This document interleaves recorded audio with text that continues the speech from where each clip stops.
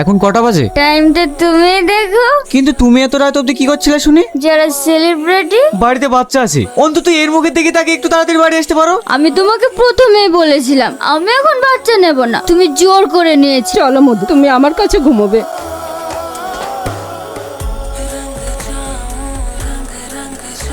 নটা বেজে গেল, ব্রেকফাস্ট তো দূরের কথা, কফি পর্যন্ত দিয়ে গেল না। এই তো বৌমা, তোমার কফি। কটা বাজে এখন? আমাকে ঘুম থেকে ওঠাননি কেন? তুমি বকাবকি করলে তাই আজ আর ডাকিনি। একটা কথা কান খুলে শুনে রাখেন, রোজ 8টার সময় আমাকে ডেকে দেবেন। ঠিক আছে মা। তাড়াতাড়ি আমার জন্য ব্রেকফাস্টের ব্যবস্থা করুন, আমি একটু পরে বেরোবো। অ্যাকশন! ক্ষমতা তুই আমার কাছে আসার চেষ্টা করবি না। চিৎকার কর, যত ইচ্ছা চিৎকার কর, আমার হাত থেকে তোকে কেউ বাঁচাতে আসবে না। রস্কেল, আরেকটু হলে হাতটা ভেঙে দিত।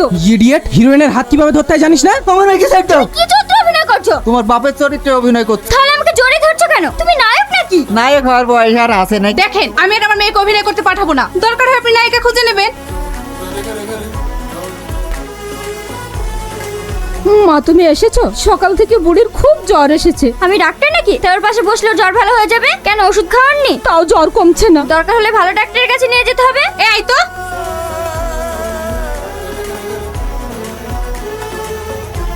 তুমি কি মানুষ? মেয়েটা জ্বরে গা পুড়ে যাচ্ছে আর তুমি এখানে রিস বানাচ্ছ? তুই আমার মেয়েকে জ্বর মারিস? জ্বরটা তো আপনাকে মারার দরকার ছিল। আমি আমার মেয়ের জীবন নষ্ট করেছি তোর মতো একটা অপদার্থের সাথে বিয়ে দিয়ে। তোর মার আর মেয়ের ঝিগিরি করাবি? নিজের মেয়ে আর শাশুড়ির যত্ন নেওয়াটাকে বুঝি ঝিগিরি বলে? তাহলে আপনার মায়ের বিধি ছিলেন কেন? এই চাঁদনি চল। চাঁদনি তুমি যেও না, তুমি কিন্তু তোমার মায়ের কথা শুনে ভুল করছো। চলো মা।